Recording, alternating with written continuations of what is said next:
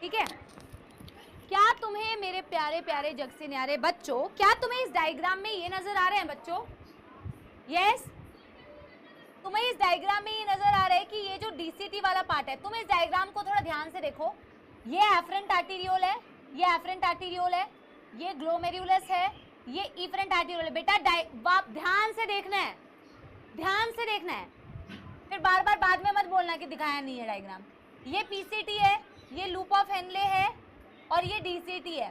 तो तुम अगर इस डायग्राम को देखो, डीसीटी का पार्ट एफरेंट के काफी करीब है, ये दोनों प्रॉक्सिमिटी में है, ये दोनों बिल्कुल पास पास है। पहले मुझे बताओ कि इस डायग्राम से समझ में आ रहा है कि कैसे पास होते हैं? यस, इस डायग्राम से समझ में आ रहा है कि ये दोनों कैसे पास होते हैं, क्योंकि एक्चुअल में ये जो कॉन्सेप्ट है ये यहीं से मैं आपको समझाऊंगी कि ये जो जक्स्टा ग्लोमेरुलर अपैरेटस बनता है, ये बनता क्यों है, क्योंकि ये इन दोनों से मिलके बनता है। डीसीटी और एफरेंट आर्टीरियोल का कुछ हिस्सा जो बिल्कुल पास पास होता है, कांटेक्ट में होता है, इन दोनों के करीब आने से बनता है। ठीक है, अब मैं आपको समझाती हूँ इन दोनों के करीब आने से हुआ क्या। इन दोनों के करीब आने से हुआ क्या, इसके लिए मुझे लाइट ऑन करनी पड़ेगी। देखो देखो इन दोनों के करीब आने से क्या हुआ। ठीक है, घबराना नहीं है, इस डायग्राम को देख के बिल्कुल कोई डरेगा नहीं, ठीक है ना, इतना डरावना डायग्राम है नहीं है, जबरदस्ती का नहीं डरना है। एक्चुअल में बेटा होता क्या है, अब मेरे हाथों से बेटा इमेजिन करने की कोशिश करना। ठीक है, मैंने बोला कि डीसीटी और एफरेंट आर्टीरियोल जो होते हैं वो थोड़े पास पास होते हैं।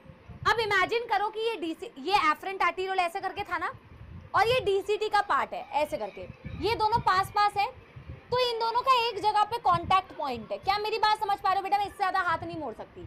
मैं बोल रही हूँ ये एफरेंट आर्टीरियोल है, ये ग्लोमेरुलस बना रहा है, और ये इफरेंट आर्टीरियोल है ऐसे, और इस तरफ से आपको डीसीटी आते हुए, डीसीटी जो ऐसे ऐसे वो दोनों ऐसे करीब, तो ये वाला पार्ट एफरेंट आर्टीरियोल का और ये वाला पार्ट डीसीटी का थोड़ा सा कांटेक्ट पॉइंट पे है। यस, थोड़ा सा कांटेक्ट पॉइंट पे है। तो जिस पॉइंट पे ये दोनों का थोड़ा सा ना कांटेक्ट होता है, वहां पे एफरेंट आर्टीरियोल में भी थोड़ी सी मॉडिफिकेशन हो जाती है, और आपके डीसीटी में भी उस कांटेक्ट पॉइंट के सेल्स में थोड़ी मॉडिफिकेशन हो जाती है। समझ आ रही है मेरे बच्चों बात? Yes everybody. तो जो डीसीटी का पार्ट एफरेंट के थोड़ा सा कांटेक्ट में है, उस पॉइंट पे भी सेल्स थोड़े से मॉडिफाई हो जाते हैं। डीसीटी में जो भी सेल्स हैं वो थोड़े मॉडिफाई हो जाते हैं। डीसीटी में कौन से सेल्स होते हैं? क्यूबॉइडल एपिथेलियम होती है। ये सब कुछ आप बेटा, आपको हो सकता है बहुत सारे बच्चों को नहीं पता होगा what is cuboidal epithelium, what is cuboidal epithelium ये नहीं पता होगा, तो एनिमल टिश्यू वाले चैप्टर में आप पढ़ोगे बेटा, डिफरेंट टाइप ऑफ एपिथेलियम होती है।